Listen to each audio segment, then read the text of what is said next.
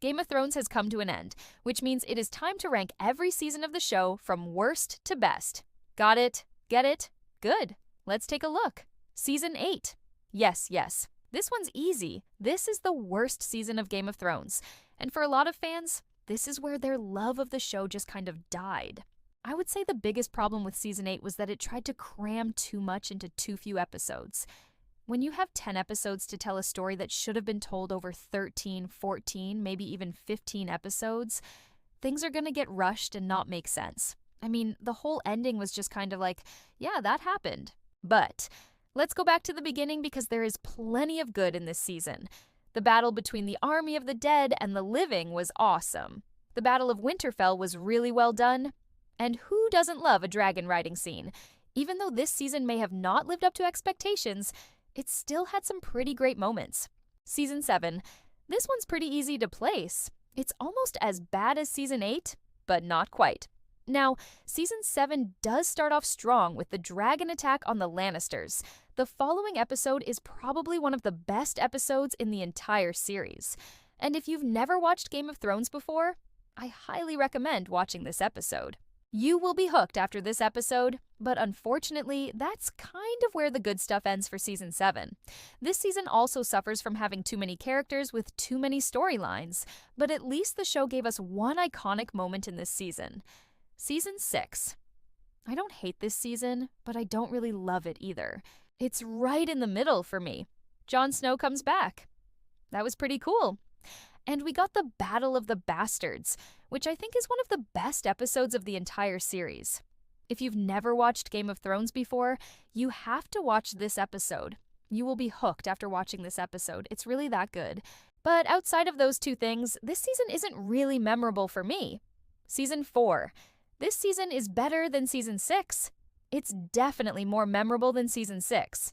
This season starts out pretty slow, but once it gets going, it doesn't stop. We have the Purple Wedding, which is one of the most shocking moments in the entire series. And then we have the battle at the wall, which was awesome. Oh, and we also get to see Joffrey die, which is always a good thing. Yeah, this season's pretty good. Season 3, another pretty solid season overall. This season is where the show really starts to pick up steam. We have a lot of great moments in this season. The battle in the Season 2 finale is one of the best episodes of the entire series. If you've never watched Game of Thrones before, you have to watch this episode. You will be hooked after this episode. It's that good. But outside of that, this season is just kind of there for me. Season 2? Yes, Season 2, when the show was still good. When Game of Thrones first started, it was amazing. The writing was fantastic. The characters were well developed and likable, and the story was so intriguing. Unfortunately, Season 2 is where things start to go downhill for the show. Don't get me wrong, Season 2 is still pretty good, but it's not as good as the first season. The writing isn't as sharp, the characters aren't as likable, and the story isn't as intriguing. But hey, at least we got the shocking season finale, which is definitely one of the best episodes of the entire series. If you've never watched Game of Thrones before, you have to watch this episode. You will be hooked after this episode. It's that good. Season 5. Oh man, I wanted to put this one lower, but I can't. There's just too many good things about this season. We have the Hardhome sequence, which is probably the best sequence in the entire series. It's so intense and well done. And we also get Dorne, which I know is a controversial storyline, but I actually love it.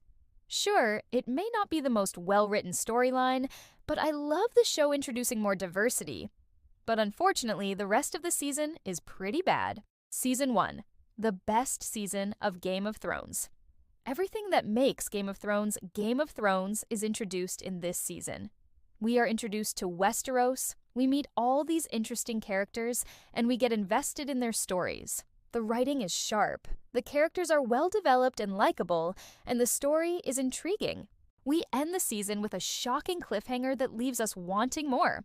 And that's the perfect way to end a season. Now, if you haven't already, you need to watch this series. It is so good. And now you know my official ranking of every season of Game of Thrones.